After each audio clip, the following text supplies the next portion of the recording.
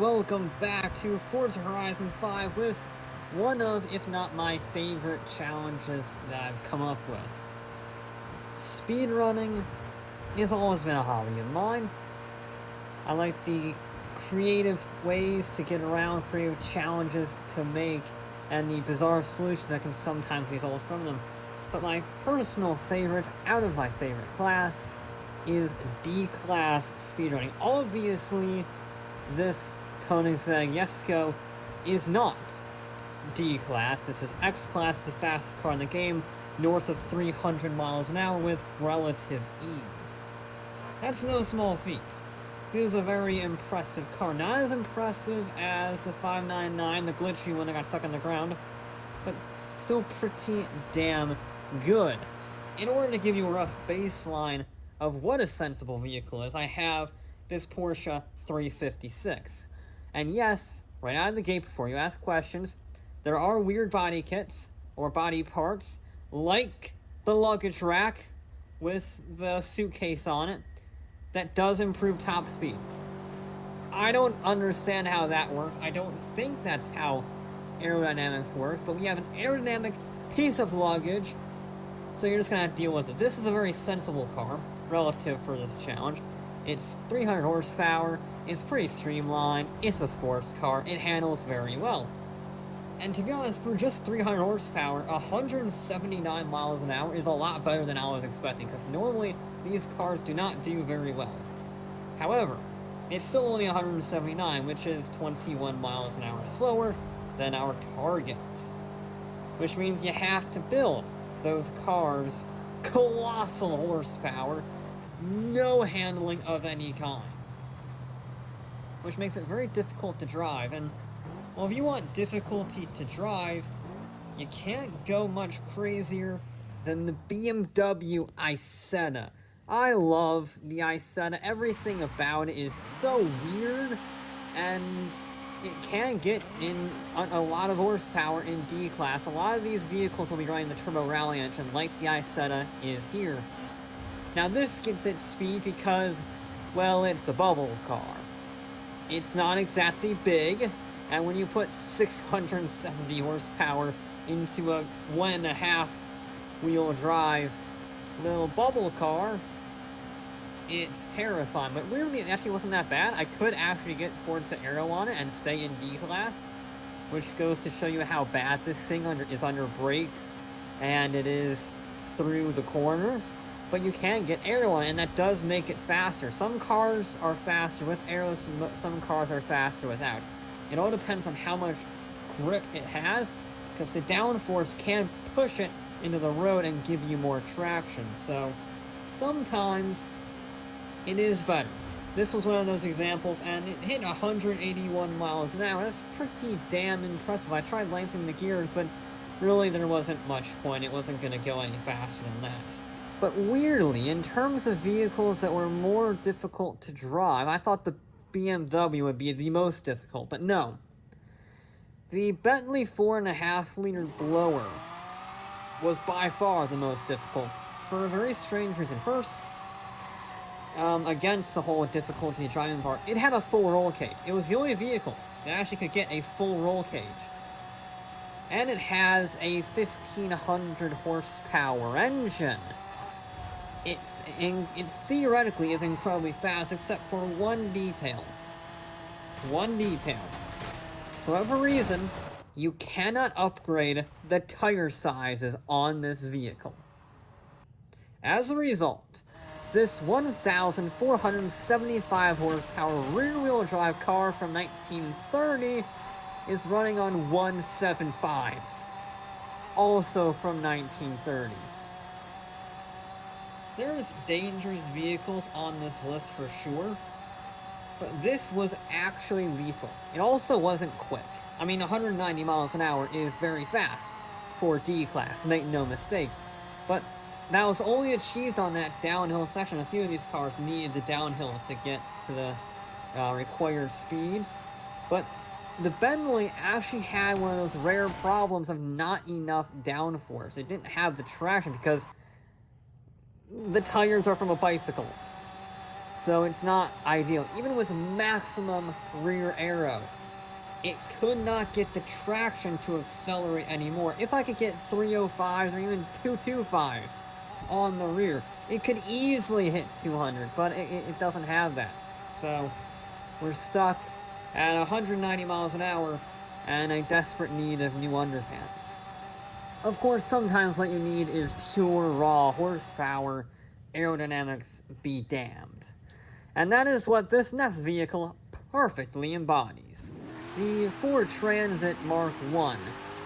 Again, these vehicles will have a very similar power figure. This one, 1,350 horsepower. Less powerful than the Bentley, but it could actually get some proper tires, which is nice. And it actually is sort of based off a car. That's the whole point when the Transit was so good, is it was handled like a car. So, apart from the atrocious aerodynamics, it's not bad, to be honest. It's really not. It's not anywhere near fast enough for the other vehicles to see on this list, but it's not bad. I would certainly prefer it to the Bentley or the Isetta or some of the cars that will be coming up. So I gotta say, for a transit van, it's not bad. It's sort of meh. It wasn't impossible to drive like some of the other vehicles. It wasn't insanely fast. Of course, everything's relative. 195 miles an hour in a Transit in B class. But it was just sort of, eh. Of course, I was mentioning the aerodynamics being a problem with this one. The first car that we have here to break the 200 mile an hour barrier is, drum roll please, the Land Rover Series 3. Sure, why the hell not? This is a weird one. I threw this in here simply for variety's sake. It's a barn from 1972. I actually converted it to rear-wheel drive so it didn't gain PI too quickly. And all of that scaffolding and the tire and the brush bar, that, again, just like the Porsche, increased the top speed by over 2 miles an hour when you add them all up. So, yes, that is helping with the aerodynamics in the lovely world of Forza. And in terms of the horsepower, well, if you want to get to 201 miles an hour, this has the 3-liter 2JZ racing engine swap, making just shy of 1,300 horsepower. I'll be honest, I didn't think this would do it. I threw it in there as a comedy car, and it freaking did it, man. It freaking did it. I love that this vehicle could do 200 miles an hour. It's so dumb.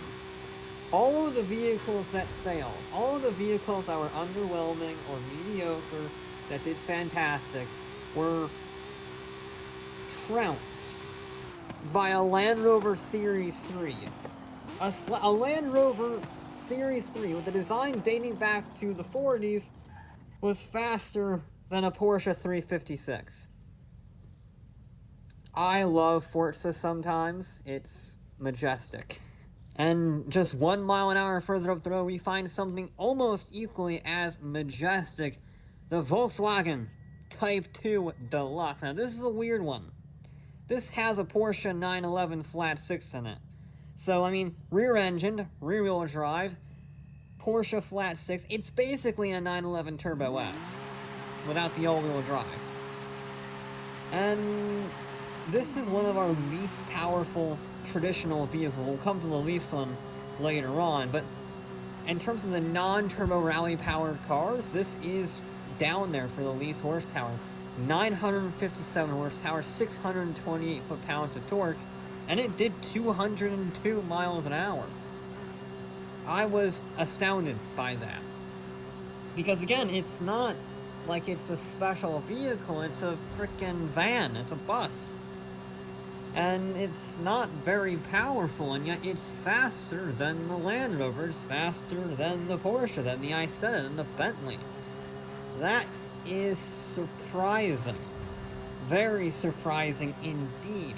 But, when the sun is shining upon you, Turns out a Volkswagen bus can do magical things. We do have the last of the Turbo Rally powered vehicles with the Morris Minor 1000. This did very well in Horizon 4. I actually called it the best drag car overall for D-Class. Yeah, the Austin Healey Sprite was faster in the quarter mile, but that thing in Horizon 4 can hit over almost 210 miles an hour. In Horizon 5, it's a very similar situation. Not a lot of horsepower, just 668, but it's very light, and you can get some pretty good gears, and it's a pretty streamlined shape, to be honest, certainly relative to the Land Rover and the bus. So it did 206 miles an hour. We're creeping up there. That's 4 faster than the bus, and it was a pretty impressive showing. This thing has always been a bit mental. The Turbo Rally engine is notoriously difficult to drive with a D-Class car, because it has so much boost pressure. It just spins the wheels up for days. But once you do get into a high enough gear, you can just about go flat out, and then you absolutely fly. It's a very difficult car to drive. In fact, it's probably one of the most difficult cars to drive, because weirdly, the cars we'll be getting to later on were relatively easy, certainly by the Morris standards. It was a death machine. But if you could keep it pointing in just about a straight line, albeit sort of crapping across the road, it could be ludicrously fast. And a 206 mile an hour top speed is a pretty clear indicator of that. Now, this was the biggest surprise out of everything here. Even the Series 3, this was by far the biggest surprise, the Datsun 510. I didn't even think about this vehicle in Horizon 4. It just never crossed my mind. Sure, it's in D-Class, but it's a sports sedan, you know? It's a good handling vehicle. There's a reason they still use them to this day in racing. It's a great handling car. And because of its class, its position in the class, even with the atrocious build of, stock tires and everything, it does not have much power. It has less than 800 horsepower, just over 600 torque. So I barely even considered it, but I figured I would give it a run just because I built it. And it was really good. It was exceptionally good. I don't know if it's the aerodynamics, or the gearing, or what, but it was just super freaking fast. Monstrous car. I honestly don't understand it. I cannot give you an explanation for why the 510 did 213 miles an hour. It's less power. I mean, it's more powerful than the Morris, I guess, but it's less powerful than pretty much everything else here. And yet, it was faster. No, it wasn't the fastest car we'll see today, considering it's only about halfway through the video, but it blew my mind. Maybe it's the racing livery. Everything else that's using either movie reference liveries or stock paint jobs, because I don't really care that much. Maybe it's just the racing paint scheme. Adding 50 to 100 horsepower. That's gotta be it. That's gotta be it.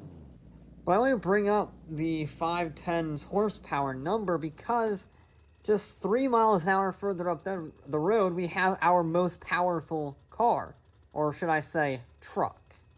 The F100 has 1,750 horsepower from the Funko engine. It's a beast. It's also very unique in the build process because it has the infamous drag-reducing spare wheel. And it could still fit a rear wing and full suspension in D-Class. The cars you'll be seeing from this point on actually have a fair amount of upgrades to them.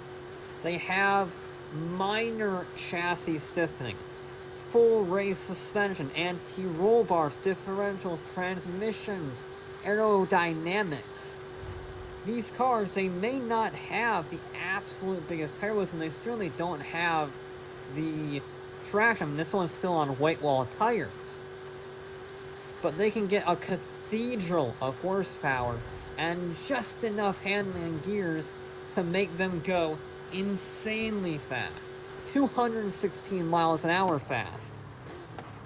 This was very good in Horizon 3, it was very good in Horizon 4, and it continues to be very consistent. Never the fastest, but for a truck, bloody good job. We have the next vehicle line called the Ford Trio, dating back to Horizon 3, sort of. The Deluxe doesn't count, but and Horizon 4. We have the Ford 5-window Deluxe Coupe, and it's a very strange engine. You see, this used to be able to get all of the engines, but in this game it only had two.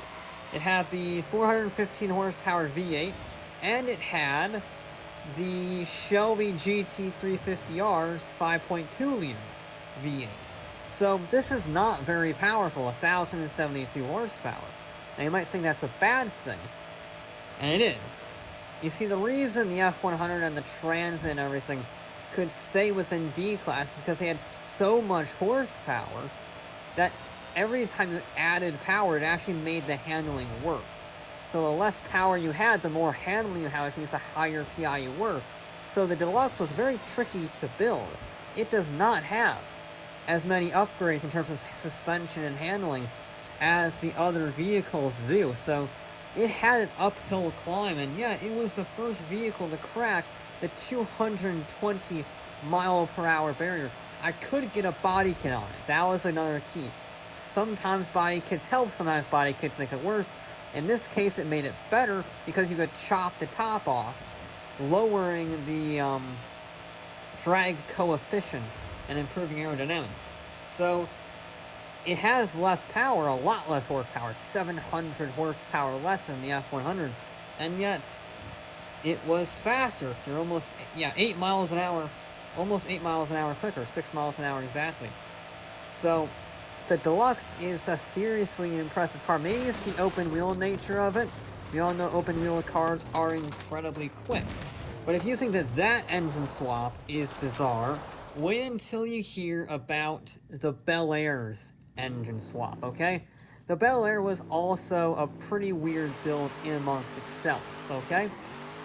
Because a lot of the engines that I was using, like the Funko engine or the V8s or whatnot, couldn't actually be swapped in. They cut the weight down. And that meant it improved the handling. We don't want that. So the only engine that I could fit in it was the Ford Power Stroke Turbo Diesel engine. Yes, this is a diesel-powered Bel Air. 1,050 horsepower. However, it makes 2,300 foot-pounds of torque. That is nearly 1,000 more foot-pounds of torque than the Funko engine. It's insane. That has nothing to do with top speed. That's only launch. But that's a ridiculous amount. It has nothing on this challenge. But still, oh my god, it was the only engine that could fit in this qualifications for this challenge.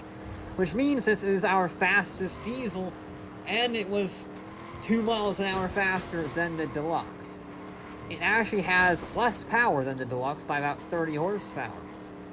But it's more aerodynamic. I mean, look at it. It's a lot more streamlined than a car from the 1930s. I just love that I have a diesel engine swap in this game, and I love it even more that I could use it legitimately and not like a gimmick. Like, this was the only engine option that I had, so the fact that I got to use it, oh, that made my day, and then it was even better to know that it was great. I mean, the Bel Air, I love the fact that the Land Rover did 200, I love the fact that the bus did it. I think the Bel Air is probably my second favorite, to be honest, just because it was never good in Horizon 4, it was never good in Horizon 3, I didn't even use it for those, but because of the unique nature of a diesel engine swap, being heavier than the stock engine, thus making it worse, and then you add the horsepower to it, so that makes it even more worse, it can fit within the qualification and it still gets a cathedral of power. So, props on Horizon 5 for adding a diesel engine swap, which allowed the Bel Air to do exceptionally well. Well, Ford didn't like that at all and struck back with the final of the Ford Trio, the Deluxe Coupe from 1940, it just looks more aerodynamic than everything else we've seen short of the Porsche. It's a very streamlined, smooth-looking car. I don't think it is actually that streamlined because aerodynamics had not been, invested enough into. They were not advanced relative to that. It more was just styling over, performance. But this, like the F100, got the full accompaniment of suspension, aero, not quite a full roll cage, but I did get some upgrades in that regard as well. Full tire widths, the whole 9 yards. And it still got the Funko engine, so 1,750 horsepower, 1,500 foot-pounds of torque. It cracked 230 miles an hour. We're now getting into exceptional territory. The only car in Horizon 4 that could do 230 plus was the Chevy 150. Now, it doesn't take a math genius to figure out that that car hasn't been shown yet, and it's also in Horizon 5, so you probably know that that's coming up. But in the meantime, the Deluxe was very easy to drive. I'm finding that a lot of these cars from like 1940 to 1960 are pretty easy to drive because all they do is understeer, and I can correct for that. It's not twitchy because the tires are massive. It has suspension. It has aero. It just doesn't have any compound. The tire compound just isn't there. So as long as you know how to drive a very, very, very understeery car, they're not difficult to drive. Which means you can hit 231 miles an hour in a car from the 1940s in D-Class without too much strife. But the second fastest car of the day is a strange one, this Toyota Celica GT from 1974. Like the Datsun 510, I didn't even consider this as an option in Horizon 4, albeit that was because of this, at the current time, Toyota wasn't in Horizon 4 when I did that challenge. And if I did do that challenge with the Celica, oh boy, it would have been very, very good, because the Celica is insane. It's a sports car, a proper sports car, like the Porsche, like the Datsun. However, thanks to the 3-liter 2JZ engine swap, you can get 1,300 horsepower in it and stay in D-Class. Now that does mean you have to take a compromise in the fact that it's not like the Deluxe Coupe, it's not like the F100. You don't get massive tires, you don't get a body kit, you don't get suspension or aero. It is very simply good old-fashioned horsepower and gearbox. That is it. That means it's incredibly difficult to drive. But if you can control it just about, it is lightning fast. It is so fast, it even surprised me when I drove it, because I did not have high hopes for this vehicle. I thought it was going to be too slow because it starts out pretty high in the class and it's a sports car. Well, it blew everything out of the water. It did 238 miles an hour. It comfortably cruised on the flat and level, even on the uphills, at 230.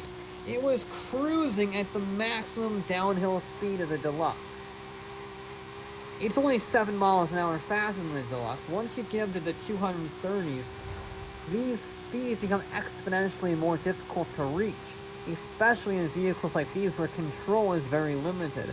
And this was a very difficult car to control. It was not like the Deluxe, it was not like the Land Rover, not like anything like that. It was incredibly challenging to drive. But you could get it just about around the corners, and when you got it to a straightaway without any bumps, it absolutely eviscerated everything. Truth be told, it could probably go faster if I got a millimetrically perfect run, but it is just so unpredictable. 238 miles an hour is the maximum I reached down the hill before the tires gave out and I had nearly a very big accident. But let's not beat around the bush anymore. You know the winner, I know the winner. It's the 1955 Chevy 150 utility sedan. It won in Horizon 4, and it won here too. Something about this car is just OP at this challenge. I don't know what it is. This one does not use the Funko engine. No, because I wanted to spice things up a little bit using new engine swaps, so I chose the only reasonable option, the 8.9 liter V8 from a monster truck. It makes 1,500 horsepower, 1,100 foot-pounds of torque, and it did 240 miles an hour. Look at that, 160, 170, and 50. It's a little squirrely over the top of the crest, 180. We're already at 190. I mean, the acceleration this thing has is insane. There you go. There's 200 already, 205. And this is D-Class, and it's out-accelerating a McLaren P1. We're at 230 by the time I'm about to finish this sentence. There we go, 230 on the dot, shifted up to 7th gear. This one was a bit trickier than some other vehicles, I will admit. It was nowhere near as composed as you'll see coming up on this crest there. It's a little bit slidey, but not as bad as some vehicles. It didn't have to get rewinded, so I guess count your blessings. It really wanted to stay between 6th and 7th. It couldn't really find the ideal gear for the traction, which was a bit annoying, but the speed carried around the corner. It's 220 miles an hour around the corner. That's insane. Which means when you do go down the hill, oh boy, you can just accelerate. That's 230, 231, 3, 4, 5.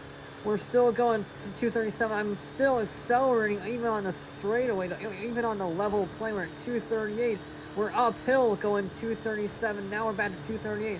We're rapidly running out of road. 239 and 240, and we hit everything. We get into a massive accident right before we clicked over, and somehow didn't lose our skill chain. That car is insane. It's absolutely mental how fast it is. And again, it could probably go faster. If I took that corner a little bit cleaner, carried more speed, I could probably hit over 240. But that being said, the 150 is the only vehicle to break the 240 mile per hour barrier. It was just like millimeters before running out of road. I mean, I was on that downhill section heading towards the cliff face when I clicked over and spun it. But it didn't. It was the first vehicle in D-Class I've ever built to hit 240. In Horizon 4, it said it could hit 240, but the freeway wasn't good enough to actually reach those speeds. But with this freeway being so long and straight, certainly compared to the Horizon 4 freeway, you can do it. Just. But believe it or not, I have one more vehicle I liked even more. And that is a Reliant Robin. No, don't worry, the Reliant Robin didn't beat the Chevy 150, no. It only has 668 horsepower. It's got the Turbo Rally engine in it. This, I added literally because I bought it on the auction house for like 5,000 bucks, and I was like, you know what? Let's go mess around with the three-wheel death machine, just for the lulz. Because it was already dangerous before we threw in nearly 700 horsepower. And I thought that would throw it over the edge. Because, you know, it's only got 3 wheels. But as you can see, it's going 150 miles an hour already. Even with some exploratory action around the corner, it didn't even tripod a little bit. I can't believe I'm saying this, but the Reliant Robin was one of the most stable things ever. I mean, I know it's technically the super van, but it's a Robin, let's be real. It's comfortably cruising at 198 miles an hour with no problems. The Bentley with 4 wheels was more difficult than this. The 2JZ powered Celica was more difficult than this. This was a 3-wheeler, even over the crest on the corner. It didn't have an issue. It lost a lot of speed, but it did not have an issue. The Reliant Robin is one of the best handling cars in this challenge. I threw this in here for the memes, and I realized it might genuinely be able to hit 200 miles an hour in D-Class. It's carrying 195 through the corner. It's dumb. It's so dumb. It is so dumb and so fast that down the hill, again with a little bit of assistance from gravity, it did 199, 200, 201, 202 miles an hour on 3 wheels. Only in Forza. Only in Forza. This is the true winner of this challenge. I don't care that the 150 did 240 miles an hour. The Reliant Robin that did 202 is the obvious winner for obvious reasons. The meme car did 200 miles an hour. I'm astounded. That's my only word. I'm astounded. It gets some well-deserved celebratory donuts. So I think the moral of the story is, for outright speed, the 150 continues to reign supreme for the last 4 years. But the Reliant Robin is the hero and the winner in our hearts. But that will be it for this episode of Forza Horizon 5. I'll be back with more